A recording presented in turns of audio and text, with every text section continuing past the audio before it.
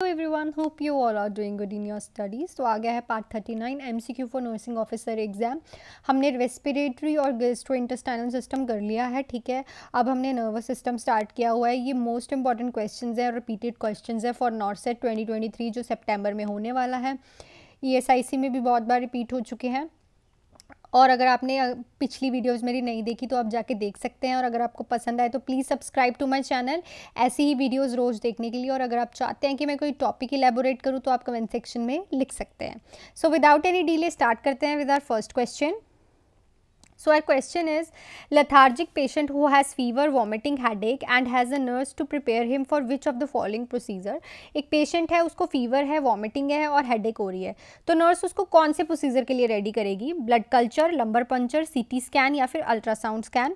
देखो, ऐसे पेशेंट को जिसको वॉमिटिंग, हेडेक और फीवर हो रहा है, maybe there is a problem with the brain, spinal cord और उसके सीएसएफ में आईसीपी भी इंक्रीज हो सकता है। तो हमें लंबर पंचर करके देखना पड़ेगा कि कहीं जो सीएसएफ है उसकी लीकेज तो नहीं हो रही जिस वजह से उसको हेडेक और वॉमिटिंग भी आ रही है और फीवर, मेनिंजाइटिस तो नहीं हो गया, एंसेफ्लाइटिस तो नहीं हो गया। तो जो नर्स है उसको लंबर पंचर कराने के लिए रेडी करेगी। नेक्स्ट क्वेश्चन है हमारे पास, which of the following is a true regarding lumbar puncture method. और इसमें से क्या चीज़ ट्रू है लंबर पंचर मेथड के लिए? Also known as a spinal tap, needle pass between third to fourth and fourth to fifth lumbar vertebra, knee chest position will be given to client या फिर all of the above. So देखो, ये सारी चीज़ें जो है all of the above is the answer जो है की जाती हैं। इसको स्पाइनल टेप भी बोलते हैं और थर्ड फोर्थ या फिर फोर्थ फिफ्थ लंबर वर्टिब्रा पे ही नीडल से सीएसएफ एस्पिरेशन की जाती है, लंबर पंचर किया जाता है और नी चेस्ट पोजिशन ही इसमें दी जाती है। So next question है, which of the following symptoms is commonly reported by the patient immediately following cerebral aneurysm rupture। तो cerebral aneurysm rupture क्या होता है? डायलेटेशन हो जाती है walls of the cerebral artery। cerebral artery की किसकी?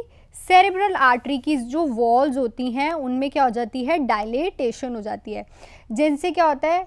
एक्सक्लूसिवली हेडेक होता है, ठीक है। और ये सिम्टम किसका हो सकता है कि सेरेब्रल एन्यूरिज्म हुआ है, ब्लीडिंग हो रही है वहाँ पे, ठीक है। तो इनमें से कौन सा सिम्टम देखने को मिलेगा? एक्सक्लूसिव हेडेक, फोटोफोबिया, हेमीप्रेजिया या फिर सीजर्स। तो मैंने आपको बता ही दिया कि एक्सक्लूसिव हेडेक जो है पेशेंट में देखने को मिलता है जब उसका सेरेब्रल एन्यूरिज्म रप्चर हो जाए। और इसका मतलब क्या होता है कि जो सेरेब्रल आर्टरीज हैं उनकी वॉल्स में डायलेटेशन हो चुकी है और वहाँ पे ब्लीडिंग हो रही है। तो एक्सपल्सिव हेडेक हमें देखने को मिल सकता है, एक्सप्लोसिव देखने को मिलता है। So next, the patient is complaining of drainage from nose and ear. Which among the following signs suggests that the drainage is CSF? तो एक पेशेंट कंप्लेन कर रहा है कि उसके नोज और ईयर से ड्रेनेज हो रही है, ठीक है। तो ये सीएसएफ ड्रेनेज का कौन सा साइन होता है? Hello sign, Goodell sign, Hegar sign, Chadwick sign. So देखो, मैंने अभी एक दो वीडियोस के बीच में ही आपको बताया था कि हेलो साइन से पता चलता है जब भी किसी पेशेंट को ऐसा ड्रेनेज हो रहा होता है तो हम एक गॉस पीस लेते हैं, गॉस पीस के ऊपर उसको कहते हैं कि उसकी जो ड्रेनेज है वो उस पर रखते हैं गॉस पीस के ऊपर, उसमें ऐसे करके सर्कल बन जाते हैं, ठीक है, सारे टिश्यू पे। उस पर क्या होता है? बीच में हल्का सा रेड दिखेगा आपको और इसकी साइड्स पे येलो येलो का सर्कल दिखेगा, ठीक है। तो इसको बोलते हैं हम हेलो साइंस। तो उससे पता चल जाता है कि ये सीएसएफ ड्रेनेज है। नेक्स्ट पे चलते हैं। 35-year-old patient is brought into the emergency room with the head injury. Patient is confused, drowsy and has an unequal pupil. Which of the following nursing diagnosis given to the priority? एक patient है 35 years का, emergency में लाया गया, उसको head injury है, वो confused है, ड्राउजी है और उसके जो प्यूपिल हैं अनइक्वल है। तो कौन सा नर्सिंग डायग्नोज प्रायोरिटी पे होगा? Altered cognition, Altered cerebral tissue perfusion, high risk for injury, Altered sensory perception. So obviously Altered cerebral tissue perfusion होगा क्योंकि हमें फर्दर टिश्यू डैमेज से उसको बचाना है। बाकी सारे चीज़ें भी हम करेंगे बट बाद में, पर पहले हमें उस टिश्यू परफ्यूजन से बचाना है क्योंकि अंदर इंटरनल हैमरेज भी हो सकता है, पेशेंट को थ्रोम्बस भी बना हो सकता है। तो altered tissue perfusion is our highest priority.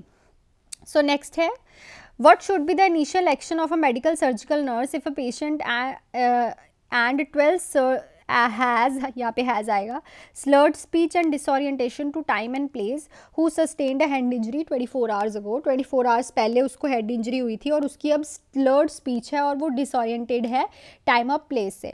तो मेडिकल सर्जिकल नर्स का इनिशियल एक्शन क्या होगा? Recheck the patient neurological status in 15 minute, prepare the patient for emergency surgery, continue too early neurological assessment, या फिर inform the neurosurgeon for the patient status. देखो अगर उसको 24 our surgery के बाद, हेड इंजरी के बाद स्लर्ड स्पीच और डिसोरिएंटेशन हो रही है, तो हमें फिजिशियन को पहले बताना पड़ेगा कि पेशेंट की हालत ऐसी हो रही है।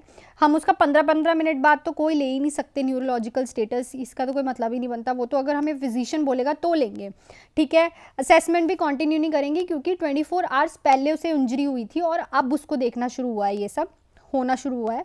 और इमरजेंसी सर्जरी के लिए तभी प्रिपेयर करेंगे जब हमारा जो न्यूरो सर्जन है वो हमें बोलेगा। सो इम्पॉर्टेंट क्वेश्चन था। नेक्स्ट पे चलते हैं। 23-year-old male 23-year-old client is admitted with tonic-clonic seizure. The nurse knows that the most common cause of tonic-clonic seizure for this age group. तो एक 23 years का बंदा है, उसको tonic-clonic seizure आ रहा है, तो नर्स क्या कहेगी मोस्ट कॉमन कॉज क्या हो सकता है इन टॉनिक-क्लॉनिक सीजर्स का इन एज में आने का? Stroke, electrolyte imbalance, head trauma या फिर congenital defect in brain. So ये एज में head trauma is our most, क्योंकि एक्सीडेंट देखा होगा यंग ग्रुप वालों के ज़्यादा होते हैं और उनका हेड इंजरीज ज़्यादा होती है। स्ट्रोक, इलेक्ट्रोलाइट इम्बैलेंस तो किसी और डिसीज़ कंडीशन से हो गया। स्ट्रोक मोस्टली 60 से ऊपर वाले पेशेंट में होता है, ठीक है, उनकी आर्टरीज में कोई दिक्कत है या फिर कोई हार्ट का पेशेंट है। कंजेनाइटल डिफेक्ट ब्रेन होता तो उसको पहले से ही कुछ ना कुछ दिक्कत हो जाती। पर हेड ट्रॉमा जो 20 से 30 ईयर्स के लोग होते हैं इनमें देखने को मिलता है। नेक्स्ट क्वेश्चन है priority nursing intervention for a client admitted with the head injury. तो प्रायोरिटी नर्सिंग इंटरवेंशन क्या होगा? क्लाइंट हेड इंजरी से जो है एडमिट हुआ है, patent airway, peripheral perfusion, nutritional balance, hydration. So obviously हम ऑलवेज क्या करेंगे? पेटेंट एयरवे ABC पे ही जाएंगे, ठीक है। So it is important. Next पे चलते हैं। विच of the following action is contradicted in epileptic patient? इसमें से कौन सा एक्शन कॉन्ट्राडिक्टेड होता है? अगर किसी को फिट्स हो रहे हैं तो loosen of the cloth, restrain climbs limbs of the patient, raising padded side rails, give sideline position. So देखो कभी भी पेशेंट के लिम्ब्स को रीस्ट्रेन नहीं करना, क्योंकि मसल कॉन्ट्रैक्शंस इतनी ज़्यादा होती हैं उसको फ्रैक्चर भी हो सकता है। So this is not appliable to the person who is having a epileptic और एपिलेप्सी और हैविंग अ फिट्स, ठीक है। क्लोथ्स भी लूज करते हैं हम, साइड रेल्स भी करते हैं ताकि उसको इंजरी ना हो, और साइडलाइन पोजीशन भी देते हैं, एस्पिरेशन ना हो पेशेंट को। नेक्स्ट क्वेश्चन पे चलते हैं। What should the nurse do first when a male client is having a tonic clonic seizure? अगर किसी पेशेंट को टॉनिक-क्लॉनिक सीजर्स आ रहे हैं तो नर्स फर्स्टली क्या करेगी? Restrain the client's arm and legs, elevate the head of the bed, place a tongue blade in a client's mouth, या फिर take measures to prevent injury. So देखो हमें ऑलवेज उसकी प्रिवेंट करनी है इंजरी, साइड रेल्स ऊपर कर देंगे, ठीक है। उसके आसपास के जो भी शार्प इंस्ट्रूमेंट्स होंगे, जो कि हजार्ड्स इंस्ट्रूमेंट्स होंगे, जो भी हजार्ड्स ऑब्जेक्ट होंगे, उनको हम हटा देते हैं। आर्म्स रिस्ट्रेन नहीं करनी, अभी बता के आई हूँ, इतनी मसल कॉन्ट्रैक्शंस होती हैं उसको फ्रैक्चर भी हो सकता है। बेड भी हेड का एलिवेट नहीं करना, ना टंग ब्लेड डालना है। हमें सबसे पहले उसको क्या करना है? प्रिवेंट करना है इंजरी से। So these are some important questions from nervous system. I hope ये क्वेश्चंस आपको अच्छे लगे हों। नर्वस सिस्टम बहुत ही इंटरेस्टिंग वाला सिस्टम है, ठीक है, बहुत इंटरेस्ट आता है बच्चों को इसमें। इसके MCQs भी बहुत अच्छे बनते हैं। सो अगर आपने नर्वस सिस्टम की और भी वीडियोस देखनी है तो पीछे मैंने डाली हैं और अभी भी डालेंगी, बिकॉज इससे बहुत सारे MCQs आते हैं।